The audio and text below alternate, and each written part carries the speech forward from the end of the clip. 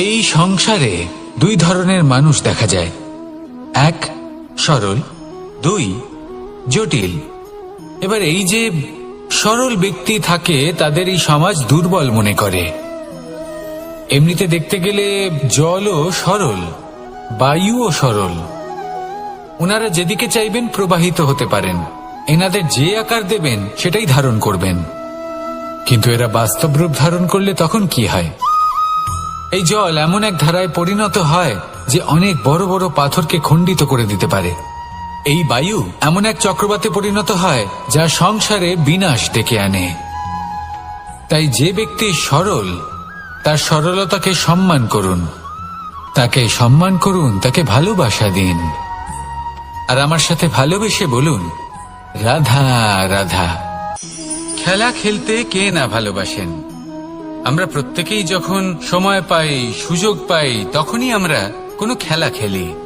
খেলার সময় দুই ধরনের মানুষ ওখানে থাকেন, এক যারা অংশগ্রহণ করেন, আর দুই যারা দেখতে থাকেন, যারা দর্শক হয়ে দেখেন, যারা নিজের পক্ষের বিজয়ের ফলে উচ্ছ্বসিত হয়ে থাকেন, পরাজয়ের ফলে শোক পালন করেন, পরামর্শ দিয়ে থাকেন। আর বিজয়ী কে হন? বিজয়ী তিনি হন যিনি অংশগ্রহণ করেন। নির্বাচন আপনাকে করতে হবে, আপনি কি করতে চান? আপনি কি খেলোয়াড় হতে চান, নাকি আপনি দর্শক হতে চান? যদি আপনি বিজয়ের আনন্দ লাভ করতে চান, সেই রোমাঞ্চ অনুভব করতে চান, তাহলে খেলতে হবে, ময়দানে আপনাকে নামতেই হবে। পরাজয়ের সম্ভাবনার ভয়ের সাথে আপনাকে লড়াই করতেই হবে, বিপক্ষের আহ্বানকে স্বীকার করতেই হবে, খেলোয়াড় হয়ে উঠতে হবে। তবেই এই বিজয়ের সম্ভাবনা থাকবে। আসলে কি, দর্শক হয়ে পরামর্শ দেওয়া অত্যন্ত সহজ, ময়দানে নেমে অংশগ্রহণ করা অত্যন্ত কঠিন। আর এখানে যেটা সহজ তা আপনাকে বিজয়ের পথে কখনোই নিয়ে যাবে না। আসুন আমার সাথে ভালোবেসে বলুন, রাধা রাধা। এই সংসারে মানুষ জন্মগ্রহণ করেন, বড় হতে থাকেন, পুরুষার্থ লাভ করেন, অর্জন করেন। অর্জন করা আসলে কি? বেশিরভাগ মানুষ বলেন অর্জন করা অর্থাৎ ধন সম্পত্তি অর্জন করা। আর কি অর্জন করা যায়? আর কি লাভ করা যায়? আসল প্রশ্ন হলো এটাই যে কি এমন আছে যা বাস্তব রূপে অর্জন করার যোগ্য। তা হলো ব্যবহার, জ্ঞান এবং সন্তোষ। কেন? কারণ আপনি যখন এই সংসার ছেড়ে চলে যাবেন, তখন আপনার ধন সম্পত্তি আপনাকে বিদায় জানাতে আসবে না। আপনাকে বিদায় জানাতে আসবে আপনার আপনজন, যাদের সাথে আপনার সুসম্পর্ক ছিল। সমগ্র সংসারে সহস্র মানুষ ধন অর্জন করে থাকেন। শ্রেষ্ঠ মানুষ হলেন তিনি যিনি ব্যবহার, জ্ঞান এবং সন্তোষ অর্জন করে থাকেন, একে সকলের মধ্যে বিতরণ করেন। তাই এটাই করুন, আর আমার সাথে ভালোবেসে বলুন, রাধা রাধা। এই সংসারের আরম্ভ থেকে এখনো পর্যন্ত এবং ভবিষ্যতেও একটা যুদ্ধ আছে যা হয়ে চলেছে, চলতেই থাকবে। পাপ এবং পুণ্যের মধ্যে যুদ্ধ, সত্য এবং অসত্যের মধ্যে যুদ্ধ। এই যুদ্ধ চলেই আসছে, আর এই যুদ্ধে যারা লড়েন তাদের আমরা সবসময় জয় জয়কার করি। আর যারা এই জয় জয়কার করেন তাদের প্রত্যেকের একটা বিশেষ গুরুত্ব থাকে। যখনই কোনো যোদ্ধা যুদ্ধক্ষেত্রে ক্লান্ত হয়ে পড়ে, শক্তিহীন হয়ে পড়ে, তখন এরা জয় জয়কার করে, শঙ্খ বাজাতে থাকে, সেই যোদ্ধাকে অনুপ্রেরিত করে, শক্তি এবং সাহসে ভরিয়ে তোলে। আর তখন সেই যোদ্ধা সেই যুদ্ধকে এগিয়ে নিয়ে যেতে পারে। যখন শ্রীরাম লঙ্কা যাত্রা করার জন্য সেতু তৈরি করছিলেন, তখন একটা ছোট্ট মিষ্টি কাঠবিড়ালি নিজের মুখে মাটির টুকরো বয়ে নিয়ে গিয়ে তার সাধ্যমতো তাকে সাহায্য করছিল। শ্রীরাম দেখলেন এবং বললেন যে ও তো সবার মনোবল বৃদ্ধি করছে, সবাইকে প্রেরিত করছে। ও বলল যে আমি এত ছোট হয়েও যদি এই কাজ করতে পারি, তাহলে আপনারা সবাই কেন পারবেন না? এটাই হলো সেই সকলের মাহাত্ম্য, যারা জয় জয়কার করেন, অনুপ্রেরিত করেন, সাহস যোগান। ওনারা সেই ব্যক্তি যারা একজন যোদ্ধার মধ্যে যুদ্ধকে জয় করার শক্তি প্রদান করেন। আসুন আমার সাথে ভালোবেসে বলুন, রাধা রাধা। সংসারে আমাদের জীবনে যখন কোনো সুখ বা দুঃখ আসে, তার জন্য আমরা কাউকে না কাউকে অবশ্যই দায়ী করে থাকি, তাই না? এই ব্যক্তি আমাদের সাথে এরকম কাজ করেছেন, তাই আমার সাথে এমন হলো। ওই ব্যক্তি যদি এমনটা না করতেন, তাহলে আজ আমি ওই স্থানে পৌঁছতে পারতাম। সবই আপনার দৃষ্টিভঙ্গির ওপর নির্ভরশীল, আর যদি আপনার দৃষ্টিভঙ্গি এমন হয়, তাহলে তা অনুচিত। সত্যি কথা বলতে, এই সংসারে ভিন্ন ভিন্ন ধরনের মানুষ আছে। এটা আপনার ওপর নির্ভর করছে কিভাবে তাদের স্বাগত জানাবেন। একবার ভাবুন, আমি আমার দুটো হাত সামনে নিয়ে এলাম, দুটো মুঠো খুলে দিলাম। দুই প্রকারের মানুষ আসবেন, কিছু না কিছু দিয়ে যাবেন। এই মুঠো যদি আমি বন্ধ করে দিই, তাহলে না কেউ আমাকে কিছু দিতে পারবে, না আমার কিছু যাবে আসবে। নিশ্চয়ই বুঝতে পারছেন এই দুই ধরনের ব্যক্তি কারা এবং তারা কি দিয়ে যান। আমি যদি নিজের মুঠো খুলে দিই, তাহলে কিছু ভালো মানুষ আসবেন, আমাকে আনন্দ, সন্তুষ্টি, জ্ঞান প্রদান করে যাবেন, ভালো অভিজ্ঞতা দিয়ে যাবেন। কোনো খারাপ ব্যক্তি যদি আসেন, তাহলে তিনিও খারাপ অভিজ্ঞতা দেবেন, যার থেকে আমি শিক্ষা লাভ করব। এই সব কিছু আমি লাভ করতে পারি। মুঠো যদি বন্ধ করে রাখি, তাহলে আমি কিছুই পাবো না। দেখুন, এই সংসারে প্রত্যেকের জীবনে এইরকম। প্রত্যেকের জীবনে সবকিছুই আছে, ভালো খারাপ দুই মানুষই আছে, ভালো অভিজ্ঞতা আছে, খারাপ অভিজ্ঞতা আছে। নির্ভর করছে আপনার উপর যে আপনি কি করবেন, এনাদের স্বাগত কিভাবে জানাবেন, কার থেকে কি বুঝবেন, কি শিখতে পারবেন, আর কোন দৃষ্টিভঙ্গি নিয়ে অগ্রসর হবেন। এটাই নির্ধারণ করবে যে আপনার জীবন কেমন হবে। আসুন আমার সাথে ভালোবেসে বলুন, রাধা রাধা। এটা হলো একটা সাদা পাতা। এবার এতে আমি যাই লিখব, সেটাই এর অস্তিত্ব হবে। এতে আমি প্রেমের কিছু কথা লিখে একে প্রেমপত্র বানিয়ে তুলতে পারি। মাতা পিতার জন্য একটা শুভ সংবাদ লিখতে পারি। শত্রুর বিষয়ে সতর্ক করব বলে সেনাকে একটা সংবাদ লিখতে পারি। দ্বারকাবাসীর জন্য কোনো সংবাদ পাঠাতে পারি। যাই লিখব, এই পত্র সেটাই হয়ে উঠবে। সেই রকমই হলো আমাদের জীবন। আমরা যেমন কর্ম আমরা করব, আমাদের অস্তিত্ব এবং ব্যক্তিত্ব ঠিক তেমনই হয়ে উঠবে। যদি আপনি একটা অসাধারণ, উজ্জ্বল এবং সম্মানজনক জীবনযাপন করতে চান, তাহলে তার একটা রহস্য আপনাকে বলি। যেমন কথন হবে, কর্ম তেমন হবে। অর্থাৎ যতটুকু বলেছেন ততটুকুই করুন, আর যতটুকু করেছেন ততটুকুই বলুন। এই একটা নিয়ম যদি আপনারা পালন করেন, তাহলে এই সংসারের সমস্ত পণ্ডিত আপনাকে অবশ্যই সম্মান করবেন। তাহলে এটাই করুন আর আমার সাথে ভালোবেসে বলুন, রাধা রাধা। কখনো কোনো পাখিকে দেখেছেন? যখন সে প্রথমবার উড়তে চেষ্টা করে, সে বাসা থেকে মাটিতে পড়ে যায়, কিন্তু সে হার মানে না। চেষ্টা করতে থাকে, করতেই থাকে, ডানা ঝাপটাতে থাকে, আর তারপর সে উড়তে শেখে। গোল শালগ্রাম শিলাকে দেখুন, পর্বত থেকে খসে পড়ে, ধাক্কা খায়, জলের প্রবাহ দ্বারা ঘর্ষিত হয়, তারপরে তা শালগ্রামে পরিণত হয়। ভেবে দেখুন, যদি কোনো পাখি প্রথমবার উড়তে গিয়ে এটা ভাবে যে না না, যদি আমি পড়ে যাই তবে, আমার যদি আঘাত লাগে তবে, আর যদি ভয়ের কারণে সে শুরুই না করতে পারে, চেষ্টাই না করে, তাহলে কি সে উড়তে শিখবে? সব থেকে বেশি কঠিন। এর দ্বারা ভয়ভীত হবেন না। আসুন আর আমার সাথে ভালোবেসে বলুন, রাধা রাধা। যদি আমি আমার চোখ বেঁধে কোনো একটা নির্দিষ্ট দিকে নিজের সমস্ত শক্তি প্রয়োগ করে ছুটে যাই, তাহলে কি হবে? আমি কোথাও ধাক্কা খেতে পারি, নিজের ক্ষতি করতে পারি, কোথাও পড়ে যেতে পারি, তাই না? অর্থাৎ এটা নিশ্চিত এই কাজ আমার করা উচিত নয়। কিন্তু আজকের দিনে প্রত্যেকটা মানুষ এই কাজই করছেন, তাই না? কোনো কাজ করার পূর্বে সেই কাজের বিষয়ে সম্পূর্ণ তথ্য কোথায় সংগ্রহ করছেন? শুধু এটুকু জানেন যে এই কাজটা করলে কত ধন অর্জন করবেন আর কত নাম হবে, আর ব্যাস সামনে এগিয়ে যান। এটা উচিত নয়। পূর্ণরূপে যে কোনো কাজ করার আগেই সেই কাজের বিশ্লেষণ করে নেওয়া উচিত, তা বুঝে নেওয়া উচিত, এবং সেই বিষয়ে অবশ্যই খেয়াল রাখা উচিত যে আপনার শরীর এবং আপনার মন এই কাজ করার জন্য কি প্রস্তুত রয়েছে। যদি তা না হয়, তাহলে প্রথমে নিজেকে শুধরে নিন, তারপরে সেই কাজ করুন। যদি এইভাবে জীবনে সামনে এগোন, তাহলে সাফল্যের সম্ভাবনা জীবনে অনেক বেশি বেড়ে যাবে। তাহলে এটাই করুন, আর আমার সাথে ভালোবেসে বলুন, রাধা রাধা। এই সংসারের সব থেকে বড় যোদ্ধা কে? কেউ বলবেন অর্জুন, কেউ বলবেন ভীম, কেউ বলবেন হনুমান আদি ইত্যাদি। কিন্তু এই সংসারের সব থেকে বড় যোদ্ধা আপনার মনের ভেতরে আছে, আপনার মনের মধ্যে আছে। সেই ব্যক্তি সব থেকে উঁচুতে পৌঁছতে পারেন যিনি নিজের অন্তরের খামতি বুঝতে পারেন, নিজের দোষ বুঝতে পারেন, তার সাথে লড়াই করেন এবং তার উপর বিজয় লাভ করেন।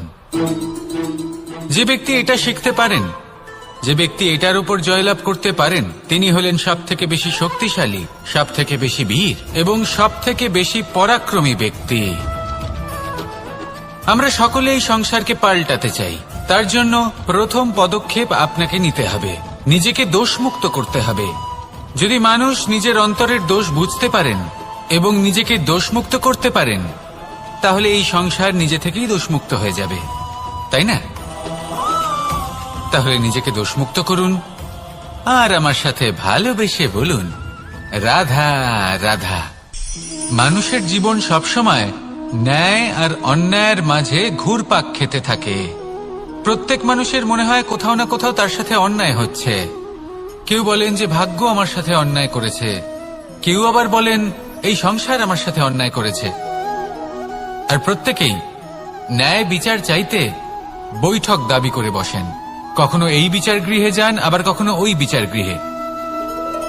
যদি সত্যি কথা বলি, এই সংসারের সব থেকে বড় বিচার গৃহ আপনার কাছেই রয়েছে, আপনার মন। আপনার মনই হলো সব থেকে বড় বিচার গৃহ।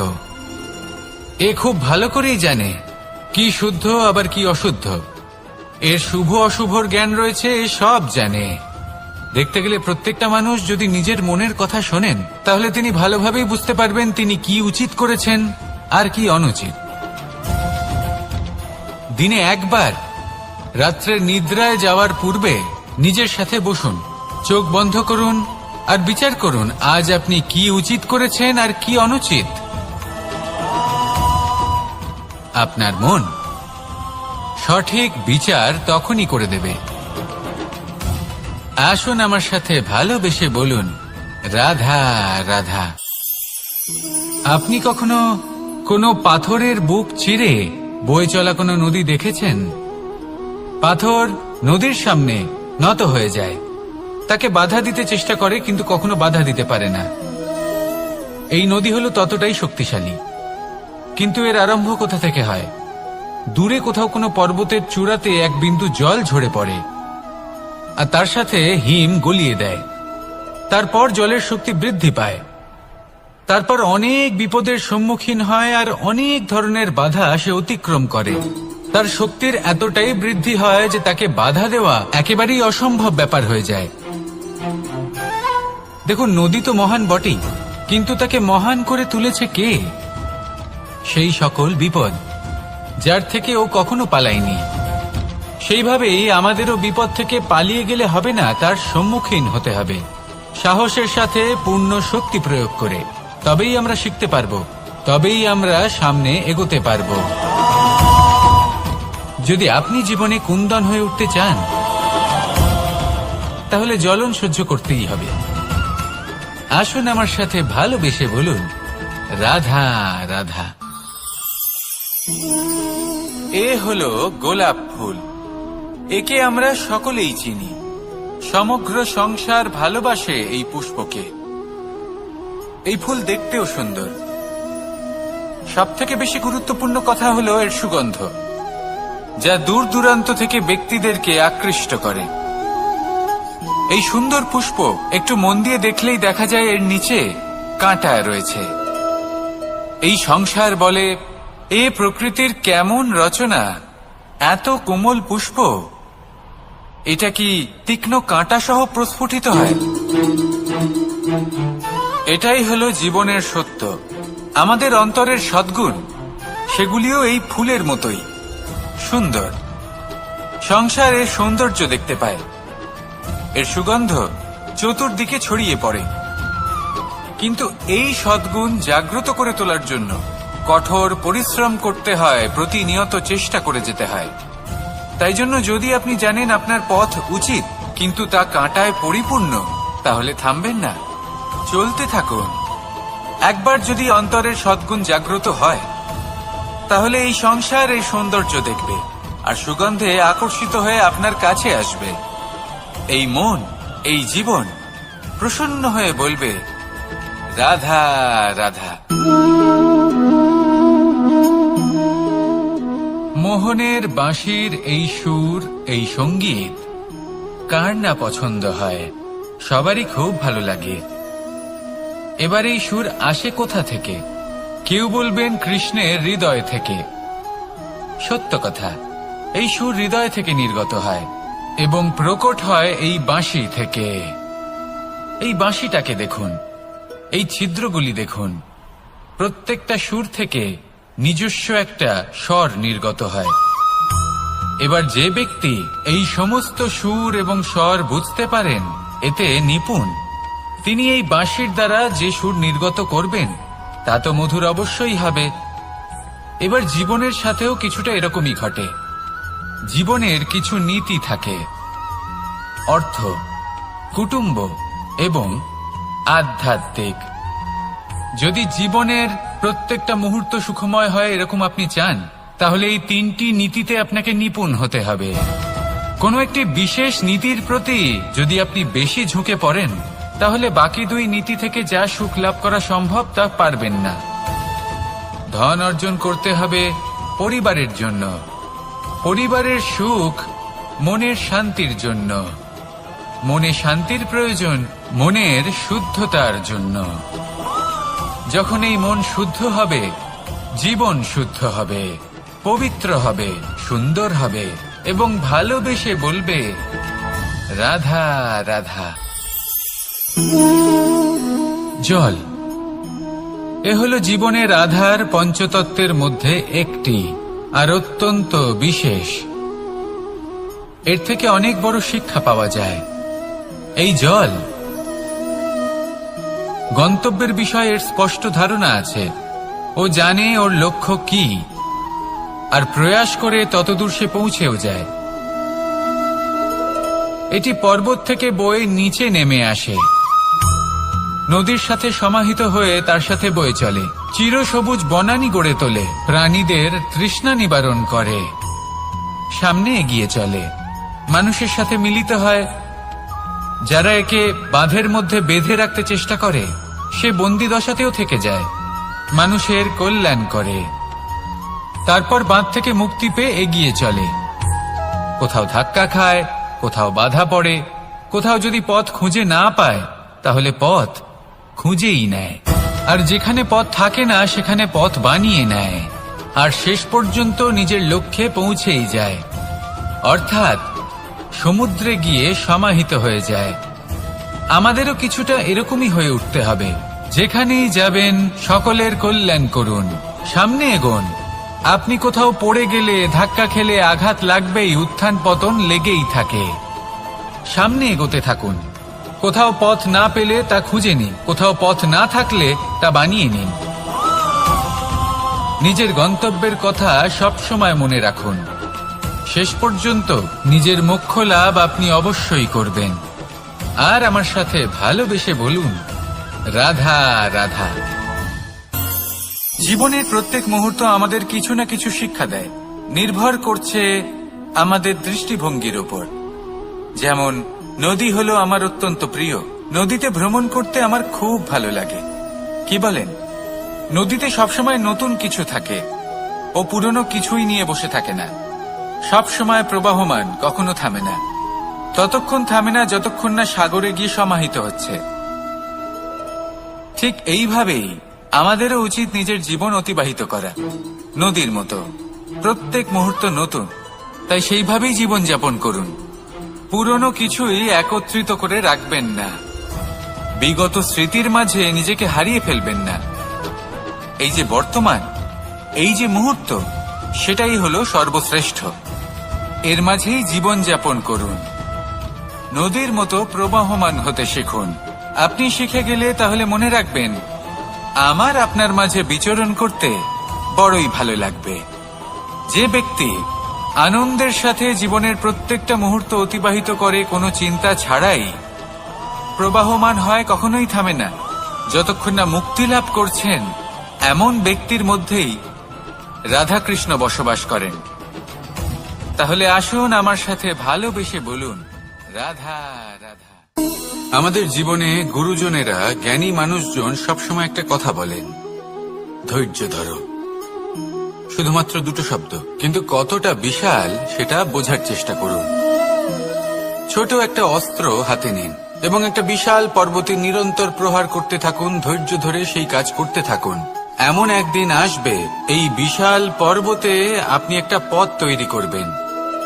কোনো ধনুর্ধর যখন নিজের বিদ্যা অর্জন করেন, তখন তাকেও ধৈর্য ধরতে হয়, তার নিজেকে সময় দিতে হয়, তবেই সে ধনুর্বিদ্যা শিখতে পারে।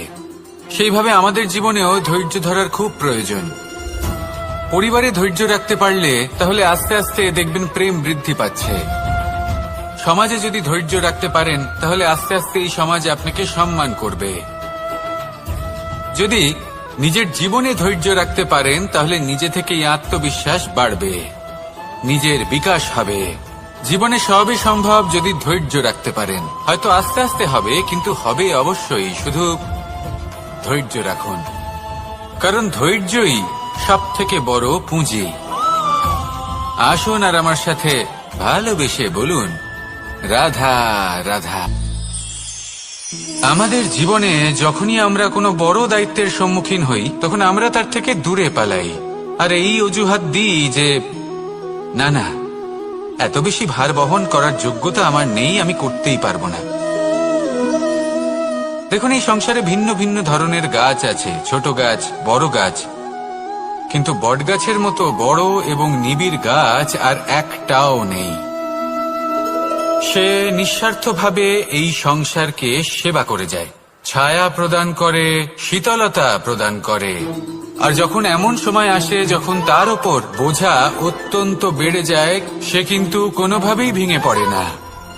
তখন সে নিজের নিঃস্বার্থ কর্মের ফল লাভ করে, সেই নিঃস্বার্থ কর্ম যা সে করেছে। তার দেহ থেকে ছোট ছোট ঝুড়ি বার হয় এবং তা কাণ্ডের আকার ধারণ করে। সেই কাণ্ড মাটির কাছে পৌঁছয় এবং তারপর তা বটগাছের সহায়ক হয়ে ওঠে। সে ভেঙে পড়ে যায় না। এইভাবে আপনিও জীবনে নিঃস্বার্থভাবে সবার সেবা করুন, ভালোবাসুন, সবাইকে সাহায্য করুন। যেদিন আপনার ওপর বোঝা অত্যন্ত বেড়ে যাবে, সেদিন এই সব মানুষ আপনাকে সাহায্য করার জন্য আসবেন, আপনার শক্তি হয়ে উঠবেন, আর আপনি বটগাছের মতোই মহান এবং বিশাল হয়ে উঠবেন। আসুন আর আমার সাথে ভালোবেসে বলুন, রাধা রাধা। একটা শব্দ আছে, পরিস্থিতি। অনেক মানুষের মুখে আমরা এই শব্দ শুনি। জীবনে যখন অসফল হই, দুঃখ আসে, সংকট আসে, কোনো বিপদ ঘনিয়ে আসে, তখন সমস্ত দোষ আমরা পরিস্থিতির ওপর চাপিয়ে দিই। আর দেখতে গেলে কোথাও না কোথাও ঠিকই করি। এই পরিস্থিতি প্রত্যেক দিনের মতো পাল্টাতে থাকে, কিন্তু এই দিন, এই রাত, এমন কেউ আছেন যিনি এর ওপরেও নিয়ন্ত্রণ সাধন করেন, আর তিনি হলেন সূর্য। ঠিক সেই রকমই আমাদের জীবনেও সূর্য হলো এই মন। যদি এই মনের ওপর আমরা নিয়ন্ত্রণ করতে পারি, তাহলে আমরা জীবনকেও নিয়ন্ত্রণ করতে পারব। প্রথমে এই মনের রাজা হয়ে উঠতে হবে। তাই মনে রাখবেন, যদি মন দুর্বল হয়, তাহলে পরিস্থিতি আমাদের সমস্যা বলে মনে হবে। এই মন যদি স্থির হয়, পরিস্থিতি প্রতিস্পর্ধা বলে মনে হবে। আর এই মন যদি শক্তিশালী হয়ে ওঠে, তাহলে যে কোনো পরিস্থিতি আপনার কাছে একটা সুযোগ মাত্র, এমন এক সুযোগ যাতে অগ্রসর হয়ে আপনি মহান হয়ে উঠতে পারেন। এই মনের শক্তির বৃদ্ধি ঘটান, মহান হয়ে উঠুন, আর আমার সাথে ভালোবেসে বলুন, রাধা রাধা। খুব সুন্দর একটা কাহিনী আছে। একবার এক ব্যক্তি নিজের অসফলতার জন্য ত্রস্ত হয়ে সময় দেবতার তপস্যা করতে বসলেন। উনি তপস্যা করলেন এবং সময় দেবতা প্রসন্ন হলেন, মানুষের রূপ ধারণ করে ওনার সামনে প্রকট হলেন। এবার সেই ব্যক্তি ওনাকে জিজ্ঞেস করলেন যে কি এমন আছে যার জন্য আপনি বারবার জয়ী হন আর আমি চিরকাল পরাজিত হয়ে থাকি? কেন এত পরিশ্রম করা সত্ত্বেও আমি সাফল্য লাভ করতে পারি না? তখন সময় দেবতা উত্তর দিলেন যে দিন হোক বা রাত, ঝড় হোক বা ভূমিকম্প, রোদ হোক বা বৃষ্টি হোক, সময়ের সূত্রপাত হোক বা প্রলয়, আমি থামি না, আমি চলতেই থাকি। আর সেই জন্য যিনি থেমে যান তিনি পরাজিত হন আর আমি জয়ী হই। এটাই আমাদের শিখতে হবে। জীবনে সবসময় চলতে থাকুন, কখনো থামবেন না। হ্যাঁ, কিছুক্ষণের জন্য বিরতি নিতে পারেন, বিশ্রাম করার জন্য, নিজেকে আরো সশক্ত করে তোলার জন্য, কিন্তু থেমে যাবেন না। নিরন্তর কর্ম করতে থাকুন, পরিশ্রম করতে থাকুন, তবেই এই সংসার আপনাকে মনে রাখবে। আসুন আমার সাথে ভালোবেসে বলুন রাধা রাধা। মানুষ তার জীবনে দুই ধরনের পরিস্থিতিকে খুব ভয় পায়। এক, কোনো কারণবশত কারোর সামনে নত হওয়া। দুই, কোনো কারণে নিজের চরিত্র থেকে, নিজের মূল্যবোধ থেকে বিচ্যুত হওয়া। এবার কেন হয় এরকম যে কথায় কথায় কারোর সামনে নত হতে হয়? কেন বারংবার নিজের চরিত্র থেকে চ্যুত হতে হয়? এরকম কেন হয়? এটা তখনই হয় যখন আমাদের শিক্ষা এবং মূল্যবোধের অভাব থাকে। যদি মানুষের মধ্যে প্রকৃত শিক্ষা থাকে তাহলে এই সংসারে কোনো সময় এবং কারোর সামনেই নত হওয়ার কোনো প্রয়োজন নেই। যদি মানুষের মধ্যে মূল্যবোধ থাকে তাহলে তাকে নিজের মূল্যবোধ বা চরিত্র থেকে বিচ্যুত হতে হয় না, তা সে যাই হয়ে যাক না কেন। কোনো বালককে যদি জন্ম থেকেই সুশিক্ষার অধিকারী করা হয়, শিক্ষিত করা হয়, মূল্যবোধের অধিকারী করা হয়, তবে সে এই সংসারে এমন কর্ম করবে যাতে সে নিজেকে, নিজের পরিবারকে, সমগ্র সমাজকে গর্বিত করতে পারে। শিক্ষা লাভ করুন, মূল্যবোধ লাভ করুন এবং আমার সাথে ভালোবেসে বলুন রাধা রাধা।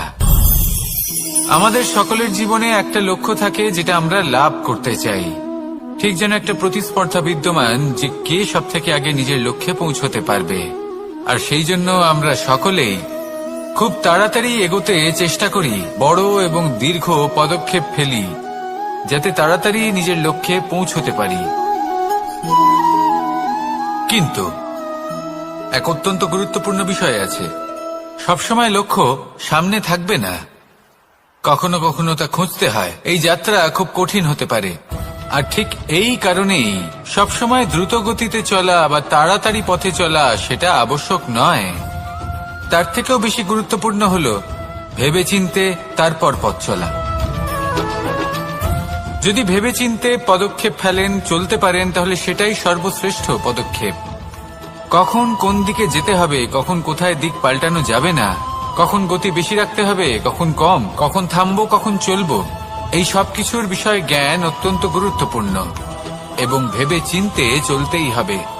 সেই জন্য শুধু তীব্র গতিতে সামনে এগোলে চলবে না, ভাবনা চিন্তা করে এগোতে হবে। আসুন আমার সাথে ভালোবেসে বলুন রাধা রাধা। পায়েস হলো আমার বিশেষ প্রিয়। এর মধুর স্বাদ মনকে প্রফুল্ল করে তোলে। ছোটবেলায় মা আমার জন্য পায়েস বানাতেন এবং আমাকে বলতেন যে গরম থাকতে থাকতে খেয়ে নে কানাই, ঠান্ডা হয়ে গেলে ভালো লাগবে না। কিন্তু আমিও দুষ্টু ছিলাম, ঠান্ডা হওয়া পর্যন্ত অপেক্ষা করতাম। আর ঠান্ডা হয়ে যাওয়ার পরে মার কাছে যেতাম আর ওনাকে বলতাম যে মা, পায়েস তো ঠান্ডা হয়ে গেছে, এটা গরম করে দিন।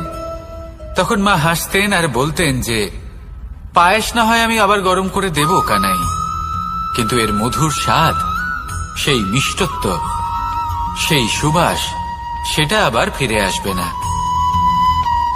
কথাটা সত্যি। আর এই সত্যটাই আমাদেরও জীবনের সত্য। আমাদের জীবনের মধুর সম্পর্কগুলি, এতে যখন কটুভাব প্রবেশ করে তখন সেই মিষ্টত্ব ফিরিয়ে আনা প্রায় অসম্ভব ব্যাপার হয়ে যায়। আপনি চেষ্টা করে সেই সম্পর্ক ঠিক করতেই পারবেন, তার জন্য অগাধ পরিশ্রম করতে হবে, কিন্তু আবার সেই মিষ্টত্ব কখনো ফিরে আসবে না। সেই জন্য আপনার জীবনের যে মধুর সম্পর্ক আছে, যতটা সম্ভব চেষ্টা করুন তাতে মিষ্টত্ব বজায় রাখতে। কটুভাব আসতে দেবেন না। আসুন আর আমার সাথে মধুর স্বরে বলুন, রাধা রাধা। শব্দ শব্দ আসলে কি? শুধুই কয়েকটি অক্ষরের সমষ্টি, নাকি আমাদের বাণী? এই শব্দ এমন এক শক্তি যা কাউকেই নিজের বশবর্তী করে ফেলতে পারে। শব্দ এমন এক অস্ত্র যা কাউকে ক্ষত বিক্ষত করে দিতে পারে। এই শব্দ হলো একটি নাদ স্বরূপ যা কোনো ঘুমন্ত ব্যক্তিকেও জাগিয়ে তুলতে পারে এবং নিজের লক্ষ্যের দিকে অগ্রসর করতে পারে। শব্দে এত শক্তি আছে যে কারোর মনে এতটা আঘাত দিতে পারে যে সে হয়তো জীবনে আর কখনো এগোতেই পারল না। তাহলে এই শব্দের প্রয়োগ খুব ভেবে চিন্তে করবেন। এবং এই শব্দের মতোই হলো নীরবতা। অনেক সময় এই নীরবতা আমাদের সহায়ক হয়ে ওঠে। অনেক সময় এটা আমাদের অনুশোচনাকে অনেক বেশি বাড়িয়ে তুলতে পারে। ভীষ্ম পিতামহ, অঙ্গরাজ কর্ণ, যখন দ্রৌপদীর বস্ত্রহরণ হচ্ছিল তখন এনারা নীরব ছিলেন।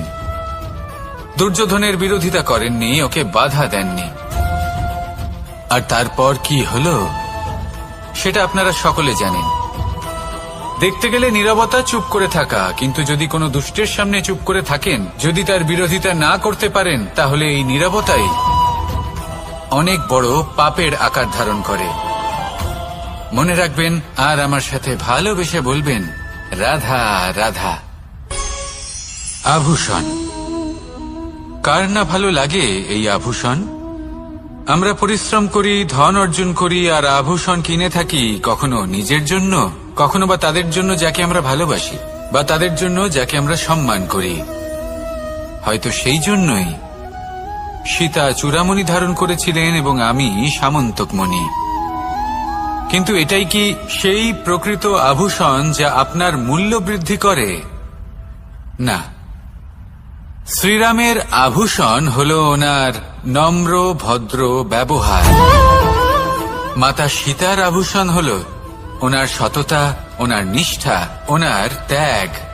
অর্জুনের আভূষণ ছিল ওনার একাগ্রতা। রাধার আভূষণ ওনার প্রেম। এই আভূষণ কোথাও নেই, আপনার মনে আছে। যদি আপনার মনে মিষ্টতা থাকে, তা শান্ত হয়, তাতে সততা থাকে, নিষ্ঠা থাকে এবং প্রেম থাকে, তাহলে আপনার অন্য আর কোনো আভূষণের কোনো প্রয়োজন নেই। আপনি যতই ভিড়ের মাঝে থাকুন, আপনার ঔজ্জ্বল্য চোখে পড়বে। আসুন আর আমার সাথে ভালোবেসে বলুন, রাধা রাধা। এই সংসারের সবথেকে বড় সত্যি হলো জন্ম এবং মৃত্যু, কিন্তু আরো বড় একটা সত্য আছে, মিত্র এবং শত্রু, যা আমাদের সকলের জীবনে থাকে। মিত্র সে যে আমাদের সঙ্গ দেয় এবং সংসারের সবথেকে উঁচু শিখরে আমাদের নিয়ে যায়, এবং শত্রু সে যে যে কোনো মুহূর্তে যে কোনো শিখর থেকে আমাদের নিচে ফেলে দিতে পারে। এবার বিচিত্র ব্যাপার হলো এটাই যে আমরা নিজেরাই এদের সাথে নিয়ে চলি, নিজেরাই এদের পালন করি। তা কি করে? প্রথমে বুঝুন এই মিত্র এবং শত্রু কারা। আপনার নিজের মন, আর কেউ নয়। এই মনই হলো মিত্র যখন তাতে ভারসাম্য বজায় থাকে, তা নিয়ন্ত্রিত থাকে, তা পবিত্র হয়। কিন্তু যদি এই মন অনিয়ন্ত্রিত হয়ে পড়ে, যদি আপনাকে সে নিয়ন্ত্রণ করতে শুরু করে, তখন সেই আপনার সবথেকে বড় শত্রু হয়। সেই জন্য এই মনের ওপর নিয়ন্ত্রণ রাখতে শিখুন, এতে ভারসাম্য বজায় রাখতে শিখুন। তাহলে আপনি এমন এক বন্ধুকে পাবেন যে আপনাকে এই সংসারের শিখরে পৌঁছে দেবে। আসুন আমার সাথে ভালোবেসে বলুন, রাধা রাধা।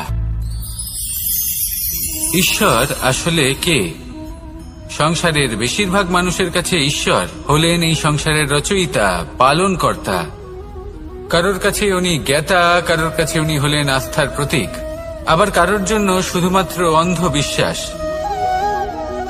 কিন্তু এই ঈশ্বর কি কোনো শরীর, নাকি একটা বোধ, নাকি শুধুই শ্রদ্ধা? ঈশ্বর হলেন তিনি, যিনি হলেন আপনার ইষ্ট। সেই জন্যই তো গুরু, মাতা, পিতা এনাদেরও ঈশ্বরই বলা হয়েছে। যাদেরকে আমরা ঈশ্বর বলে মনে করি, যারা আমাদের ইষ্ট, তাঁরা আমাদের একটি পথ দেখান, একটি দিকে চালিত করেন। সেই পথে চলে আপনি শুভ কর্ম করতে পারেন। আর যখন কোনো ব্যক্তি তার ঈশ্বরের আদেশ পালন করেন, তখন সে নিজে থেকেই শুভ পথে অগ্রসর হয়ে যান। বেশ কয়েকজন মানুষ ঈশ্বরের ওপর আস্থা রাখেন এবং ভাবেন যে অনুচিত কোনো কাজ করা উচিত নয়, ঈশ্বর দেখছেন। ওনারা ভয় পান যে কোনো অনুচিত কর্ম করলে কে জানে তার পরিণাম কি হবে। এমন অনেক ব্যক্তি রয়েছেন যারা ঈশ্বরকে বিশ্বাস করেন এবং জানেন যে ঈশ্বর তাদেরকে দেখছেন। তাই যে যে শুভ কর্ম ওনারা করেছেন তার ফল তারা অবশ্যই পাবেন। এবার আপনি ভয় পেয়ে ঈশ্বরকে বিশ্বাস করবেন, নাকি বিশ্বাসের দ্বারা ঈশ্বরকে বিশ্বাস করবেন, সেই সিদ্ধান্ত আপনারই। কিন্তু হ্যাঁ, যদি আপনার মনে ঈশ্বরের জন্য কোনো স্থান থাকে, যদি আপনার কোনো ইষ্ট থাকেন, যদি আপনি কাউকে ঈশ্বর মনে করেন, যার প্রত্যেক আদেশ আপনি পালন করে থাকেন, তাহলে বলি ঈশ্বর কখনো আপনাকে অনুচিত পথে চালিত করবেন না। আসুন আমার সাথে ভালোবেসে বলুন, রাধা রাধা। এই সংসারে ভিন্ন ভিন্ন ধরনের গাছ আছে, অসংখ্য ধরনের প্রজাতি আছে। কিছু গাছ পাতা দিয়ে থাকে, কিছু ফুল, কিছু ফল। কেউ ছায়া প্রদান করে, কেউ শীতলতা প্রদান করে, কেউ নিজেকে খুব কষ্ট দিয়ে এই সংসারের বিকাশে সহায়ক হয়ে ওঠে। কিন্তু এই সবার মধ্যে একটা বিষয় কিন্তু সমান। এরা প্রত্যেকেই পাতা ছাড়া, ফুল ছাড়া, ফল ছাড়া জীবিত থাকতেই পারে, কিন্তু কোনো বৃক্ষই শিকড় ছাড়া বেঁচে থাকতেই পারে না। এটাই হলো রাধার। ঠিক সেইভাবেই আমাদের জীবনে শক্তি হোক, ধন হোক বা সাফল্য হোক, আমাদের বা আমাদের পরিবারের প্রসন্নতাই হোক, এই সবকিছুর আধার হলো, সবকিছুর মূল হলো পরিশ্রম। তাই জীবনে চিরকাল পরিশ্রম করতে থাকুন। যদি আপনি জীবনে মহান হবার পথে অগ্রসর হতে চান, তাহলে পরিশ্রম করুন। এই পরিশ্রম দ্বারাই নিজের পরিবারকে প্রসন্ন করুন, নিজের বন্ধুদের প্রসন্ন করুন, এই সমাজকে গর্বিত করুন। আসুন আমার সাথে ভালোবেসে বলুন, রাধা রাধা। কখনো কোনো বাগানের কোনো বৃক্ষকে দেখেছেন যেখানে সুগন্ধি ফুল থাকে, রসালো ফল থাকে? তখন মন প্রফুল্ল হয়ে ওঠে, মন থেকে সেই বৃক্ষের প্রতি ভালোবাসা জন্মায়। কিন্তু যিনি বাগানের মালিক, শুধুমাত্র তিনিই জানেন যে কিভাবে এই বৃক্ষকে আগলে রাখতে হয়, কিভাবে তার পরিচর্যা করলে এতে সুন্দর সুগন্ধি ফুল হবে, রসালো ফল হবে। কখনো কখনো প্রয়োজনের থেকে বেশি রোদ পেলে এই বৃক্ষগুলি শুকিয়ে যায়, প্রয়োজনের থেকে কম রোদ পেলেও এই বৃক্ষ কিন্তু শুকিয়ে যায়। প্রয়োজনের থেকে কম জল যদি পায়, এই বৃক্ষ শুকিয়ে যেতে পারে। প্রয়োজনের থেকে অতিরিক্ত জল যদি পায়, তখনও এই বৃক্ষের শিকড়গুলি নষ্ট হয়ে যেতে পারে। এবার এটাই কিন্তু আমাদের সংসারের সাথেও হয়। আমাদের সংসারের সকল প্রতিভাশালী ব্যক্তি, যেমন লেখক, বিচারক, প্রবক্তা, যোদ্ধা, এদের সবার ক্ষেত্রে এই কথাটাই প্রযোজ্য। যদি বেশি প্রশংসা করা হয়, তাহলেও এরা হারিয়ে যাবেন। প্রয়োজনের থেকে বেশি যদি নিন্দা করা হয়, তখনও তারা নত হয়ে পড়বেন। তাহলে আপনি এদের রক্ষা করুন এবং নিজেদেরও। মনে রাখবেন একটা কথা, জেনে রাখুন কখন কোন নিন্দায় আপনি লজ্জিত হবেন না, আর কখন কোন প্রশংসার দ্বারা নিজের মধ্যে অহংবোধ জাগ্রত করবেন না। এই মন সুপ্রসন্ন হয়ে বলবে, রাধা রাধা। যদি আমি কোনো বনে যাই, কোনো নির্জন বনে, সেই বনের বিষয়ে, সেই পথের বিষয়ে, গাছপালার বিষয়ে, পশুপক্ষীর বিষয়ে আমার যদি কোনো জ্ঞান না থাকে, সেই বনের ক্ষুদ্র থেকে ক্ষুদ্রতর অংশের বিষয়ে যদি আমার কোনো জ্ঞান না থাকে, তাহলে হতেই পারে সেই বনে কোথাও আমি হারিয়ে যাব। হয়তো এমন ভাবে হারিয়ে যাব কোনোদিনও বাইরেই বেরোতে পারবো না। তাই সেই বনের বিষয়ে জ্ঞান লাভ করা আবশ্যক। এটাই হলো শিক্ষা। জীবনে বেশিরভাগ মানুষই কেন অসফল হন? ওনারা একটা লক্ষ্য স্থির করেন, কিন্তু সেই পথের বিষয়ে তারা পর্যাপ্ত জ্ঞান অর্জন করেন না। সেই পথে কি বিপদ আসতে পারে প্রত্যেকটা পৃষ্ঠার জ্ঞান তাদের নেই, আর সেই জন্যই তারা অসফল হন। আপনি জীবনে যখনই কোনো লক্ষ্য স্থির করবেন, কোনো লক্ষ্য সাধন করবেন, পরিকল্পনার সাথে সেই পথে অগ্রসর হন। সেই পথকে বোঝার চেষ্টা করুন, সেই পথের বিপদ সম্পর্কে জ্ঞান লাভ করুন, সবকিছু জানার চেষ্টা করুন, অজানা তথ্য আহরণ করুন, আর তারপর সেই লক্ষ্যের প্রতি নিজেকে সমর্পিত করুন। তবেই আপনি সাফল্য লাভ করবেন। আর এই মন প্রসন্ন হয়ে বলবে, রাধা রাধা। আপনি নিশ্চয়ই কখনো অনুভব করেছেন, যদি কোনো নির্মল ব্যক্তির কাছে গিয়ে বসেন, তাহলে মনে নির্মল অনুভূতি হয়, এই মন শান্ত হয়ে যায়।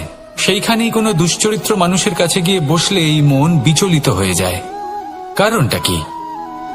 কারণ যে ব্যক্তি নির্মল মনের, তিনি সবার মধ্যে নির্মলতা ছড়িয়ে দেন। আমাদের অন্তরে যা থাকে আমরা সেটাই সবার মধ্যে বিতরণ করি। যদি আপনি এই সংসারে শুভ বোধ ছড়িয়ে দিতে চান, তাহলে প্রথমে শুভ গ্রহণ করুন, তা অর্জন করুন। এই সংসারে জ্ঞানের শক্তি লাভ করুন, আর সেই জ্ঞানের শক্তি সংসারে বিতরণ করুন।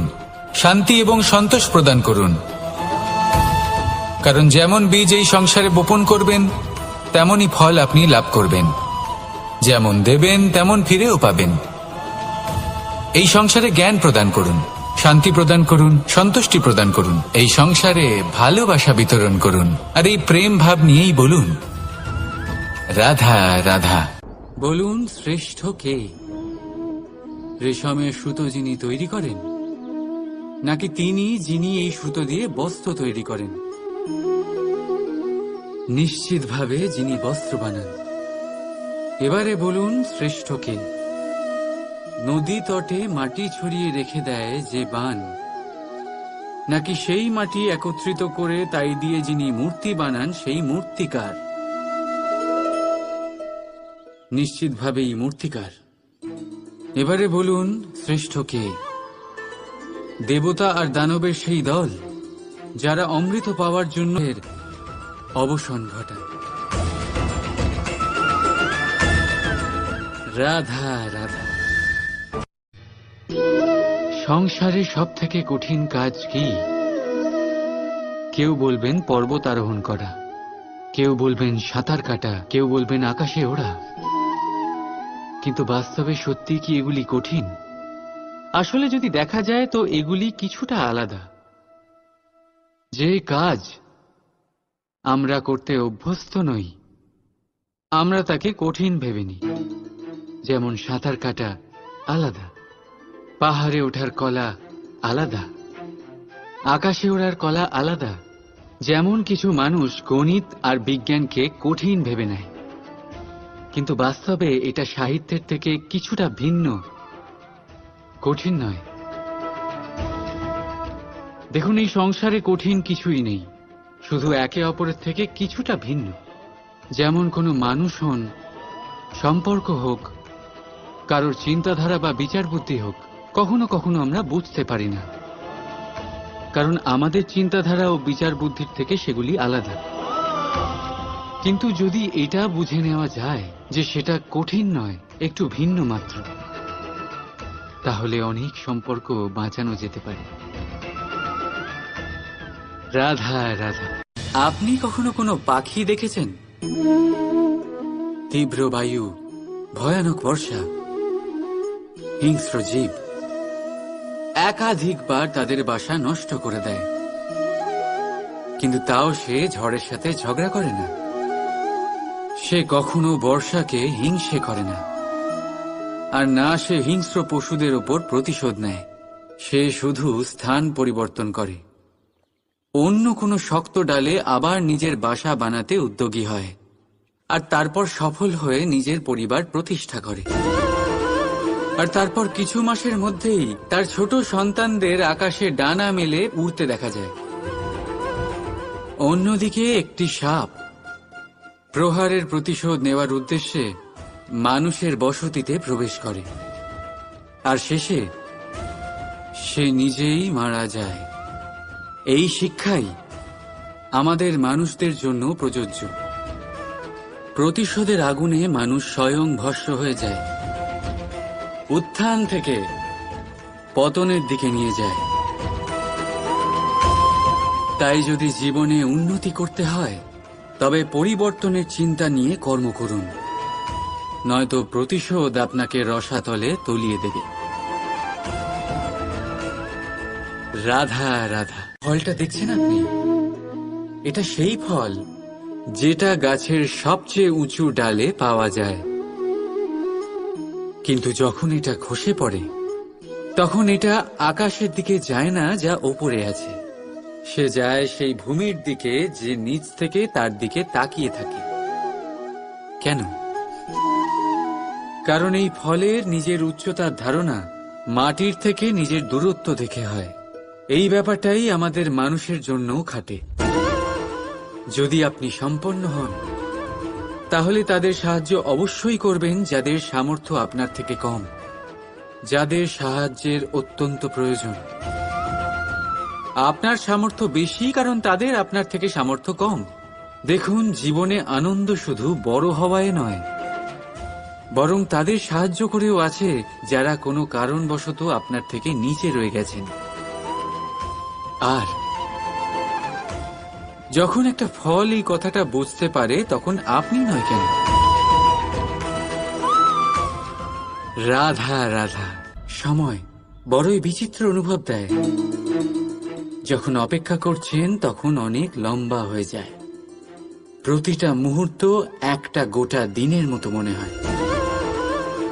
ঠিক সেইভাবেই যদি কোথাও যেতে দেরি হয় তখন সময় দৌড়তে থাকে, প্রসন্নতায় বয়ে যায় আর নিরাশায় থমকে যায়। আপনদের সাথে থাকলে সময়ের খেয়ালই থাকে না,